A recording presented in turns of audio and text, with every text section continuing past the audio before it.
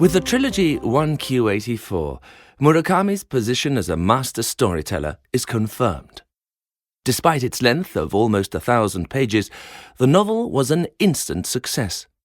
In Japan, it sold over 1 million copies in 2 months. It enjoyed the same success when translations came out around the world. As with Murakami's other books, 1Q84 isn't easy to classify. The plot is original, and the characters, including a young female contract killer and a timid writer, are memorable. There are elements of fantasy, magic realism, philosophy, and science fiction. The setting is Tokyo, both real and imagined. Murakami is one of the most admired authors in the world today. He writes in many different genres. He writes fiction, novels, short stories, and non-fiction, which includes news reports and a diary which tells us about his experiences as a marathon runner, and essays. His work has been translated into more than 50 languages, and he's a writer whose popularity continues to grow. Murakami became popular outside his native Japan with the publication of Norwegian Wood. He has won numerous literary prizes and been nominated for many others, including the Nobel Prize for Literature in 2012. Murakami's fans will be happy to see his usual themes in the book: parallel worlds, characters from the past appearing in the present, characters who are never quite what they seem, as well as themes of murder, history, religion, violence, family ties, and love. I would recommend 1Q84 to existing Murakami fans and any reader who is looking for something a bit different. These days it is easy to read literature by contemporary writers from all around the world. When a writer finishes a book, and in some cases sooner, translators start writing versions in English and other languages. Readers can access books by best-selling authors from every continent. The latest best-selling author that has become famous all around the world is Haruki Murakami from Japan. 1. It's the first time I've written a scary book, but it's quite good fun. I don't know whether zombies are still in fashion, but my readers are the ones who will decide. 2.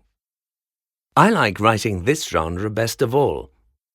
I think it's the believable detective work that sells a book like this. Everybody loves a good murder, as long as they catch the killer in the end, of course. 3. There's definitely a more limited market for our work. Novelists sell lots more books than poets do, but I think that's starting to change. People are starting to read a wider variety of things, and that's good. 4. I think it's probably the kind of book which is most difficult to write. Nobody wants to feel on show. It takes a lot of courage to write honestly about your own life. It's quite an emotional process. 5.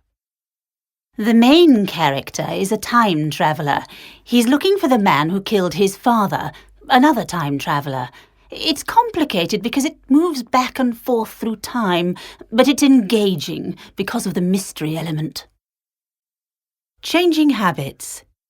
E-books. Last weekend I visited an interesting festival in Wales, a festival to celebrate the e-book. It was the first festival of its kind in the UK, and I think it won't be the last. I went there to speak to people about the e-book revolution that is changing our reading habits so quickly. It has transformed both the way we access reading material and the way we read it. The idea behind this was to celebrate what people are now calling the democratization of reading. Almost everybody at the festival had some sort of e-reading device. I was interested to see so many people engrossed in their iPads and smartphones, Kindles, netbooks, laptops, and all kinds of other electronic devices. I wasn't surprised to read recently that figures show a Britain where e-books are growing in popularity, with people reading fiction, non-fiction, and everything in between.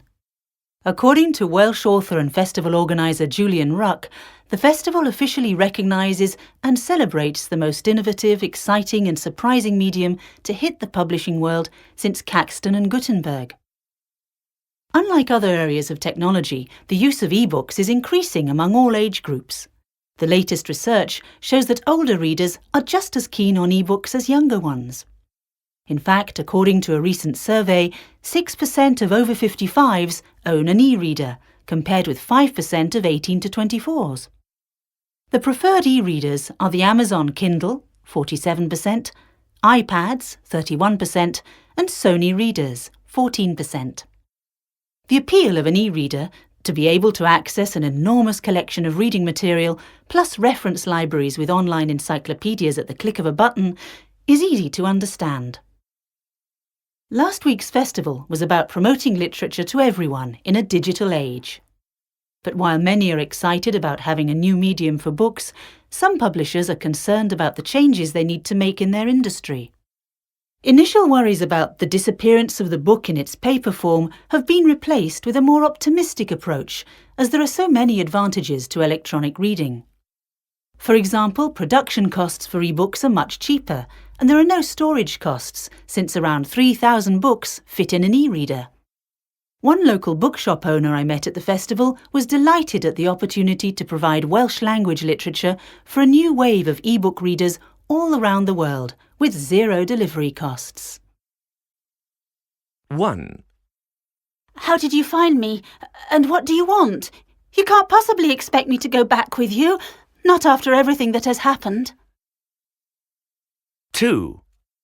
It says here, Mr. Paul Hammond and Miss Jessica Mills are getting married on Saturday at 3 o'clock in St. Jude's Church, Northgate. Getting married! It's here, in black and white. 3. I can't believe he's dead. I wake up in the morning and expect him to be there. But he isn't, of course. Nothing is ever going to be the same again. Not without Monty. He wasn't just a dog, you know. Don't ever think he was just a dog. 4. Is it? I thought so. It's Michael Rose, isn't it? I thought it was you. What are you doing in this part of the world? You're a long way from home. 5. So a grandmother! At last! I was beginning to think it might never happen. I'm going to start knitting right away. I'll make something white. They don't know if it's going to be a boy or a girl yet, so... I don't know how you can read on that thing, Paul. Are you serious? It's better than a traditional book.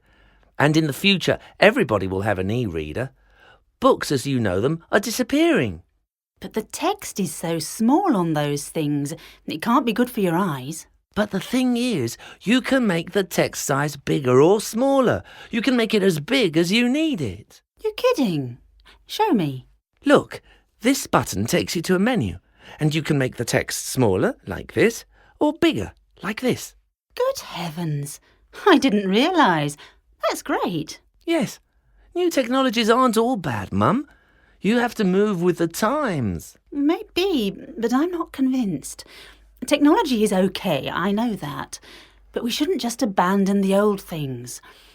I'm sure books will be around for a long time. Paper books, I mean. Well, I disagree. Paper book sales are already falling, and e-book sales are rising. The publishers are making changes in the way they do things. Bookshops are closing down all over the country. Libraries are opening up online for people to borrow e-books. Traditional libraries are closing down. That's awful. I agree, we should save our libraries, but we have to move forward, Mum. Things don't stay the same forever. Look at the newspapers. What about them? Well, sales are falling all the time as more and more people read the news online. That can't be true. More people read the news these days than ever before. You must be joking. People are informed, yes, but not from newspapers. Everyone reads the news online. It's better. Why? It's the same news. How can it be better? Well, it's updated every few minutes, so you get breaking news as it happens. And you get more sides to the story, of course. Look, I'll show you.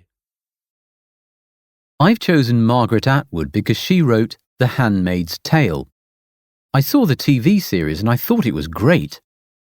In the presentation, it would be important to talk about where she's from and her education.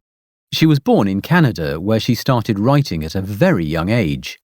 She later studied and worked at Radcliffe College in the US. In her career, Atwood has won many prizes, such as the Booker Prize and the Príncipe de Asturias Prize. It would also be good to mention that she's still active today, writing new books, of course, but also in politics. When did you first start writing? Oh, a long time ago. When I was a child, I used to love writing stories. But it was at university that I started to get interested in poetry. One of my teachers invited us to a poetry reading evening, and we went along because we didn't have anything better to do. Jane Christie was there reading some of her poems. Jane Christie? Yes, she's an amazing poet. Her poems are full of hope and optimism. In fact, Jane is the writer whose poems have inspired me the most. We're great friends now. How long did it take you to write A Poem for All Seasons? About 6 months. I had a lot of the ideas together, but I needed to find a place where I could work in peace. I was sharing a flat with 4 friends at the time, so there wasn't much peace and quiet, as you can imagine. Then I got an opportunity to stay in Cornwall at an aunt's house. So I thought, great, no more excuses, it's now or never. Which is your favourite poem from the book? I think it's Cherry Trees. It's a poem which makes you think of spring. I wrote it for my mother. She loves cherry trees. It must have felt fantastic to see your book in the shop. Oh, yes, it was. At first, none of this felt real. Then when I saw the actual book, well, that was the moment when I knew I could be a writer.